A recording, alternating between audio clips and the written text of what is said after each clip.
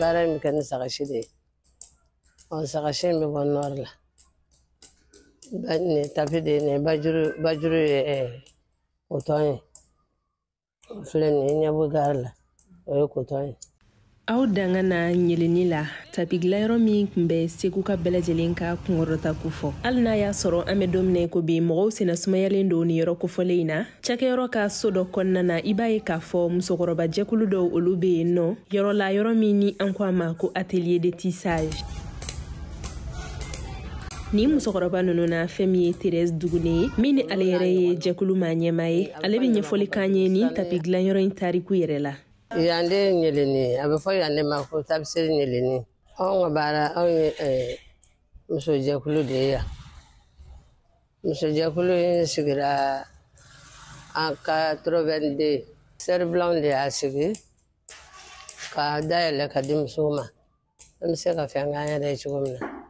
muso chesiri leoni anko ama bamananka na ko nyele olu konte dogoye malden shima tuguni ka sababu yake uka barake ko nyumayi tapi uglani nasirala ka damne tapi ube glani minu ye olu soroli fokata se tapi fu fereli yerema wala sa ka se ka bara nyuma ka oke ni ngodi mogoma ni muso nunun kanga teme sira kerenkereni ndo de fe ka temeni nyele ni muso yere ka folie tapi nunun be glani sagashiu aleni koride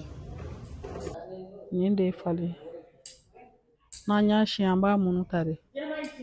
Aïssata Coulibaly alebi nyefoli kanye aka dongo do baraw bitalike mina ni yoro kofoleina ni obetalike sagashu olu labenna. No benna bisantani wolonvla. Ni bara nyaon che foi tanche. Ni dona ni ti min do mun biya olu ba nyejire. O ya degeli yere sisa chieni yere. Amba chien. Bonne yere fa chieni ka no munu ni degeli. Sagashu ni kori labeni kofe baraw bise samalima ni anko ama bamananga na ko gisida oye waliyaye mi nafaka bun kosabe tapiglana ka sababu yake bara famba bela jelimi ke ale yorodila kumba maiga binye foli kanye bara nunu tabolo bitalike minuni minuna sisa ne fende ne gari abikene gari me abili afenya de sagasi anya bala ka mumuno na muno nata abiko na kura abi fese na jara mun kan ka do galala obi do galala min kan ka ke kulali obi ke kulali kala dona fana ba da mama ina fo kumba ya fo chogomina muso nunu klalendo kulu chamana ka keni baraketa wiye wa femi galadona wiye olu belajele sembe ni baraketa nununa adna ya soro anga masala dun olu ka bara ntiga waliyayi nyeleni ka bara obike ajabala ko kan fogata se segu dugu yere ko kan ka keni tugodala muso olu sendoni ni bara nununa kumba maiga bisegin ka nyafoli kanye olu kan butu kono mo bina ndene do ya fa obina bore fa katana uta muno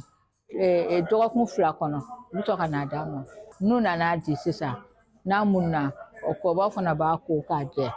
ka fense na jara amba wuloma munu nye kan obike ni munu nye mai obike galai nunu be galade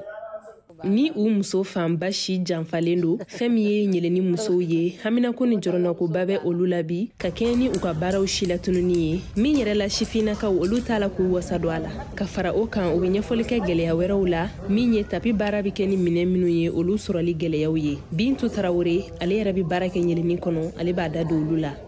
ambe kuma atele kele kono anjama kuma cha o sisa no mugotiginu chama doko konyo kera kata yoro yere kam soro ba to yanga ma mugo tigin di soro ka blawlu nona soro yere da mande be bara la ya no oni baraka mina ngufana ufana bana kuma do anga baraka mina mi dese kuma do sa se bi dese kuma do juru bi dese yere ma ku ba juru kuma do bi dese sa se yere bi dese kuma do fana o gele fana ba ansoro nai mo soro mi ma andeme kani fanga no fora ko kon ka da ndo gele ba na de mugo tiginu yere sonda kan o gele ba yere de bana hakilina jigina nyeleni dabolendo musolakaw drone kama o kunte dawre ka sababu yake asigira senka nanzarala maseru de fe segu mission catholique la femiye nyeleni muso ye amedumina ko bi ube wele bla segu aleni segu dafela muso bela jelema ukaseka fara uka wala sa kaseka nyeleni baraw ka sigi senga kurai Seina Buchiro vewa bamara togola kabo segu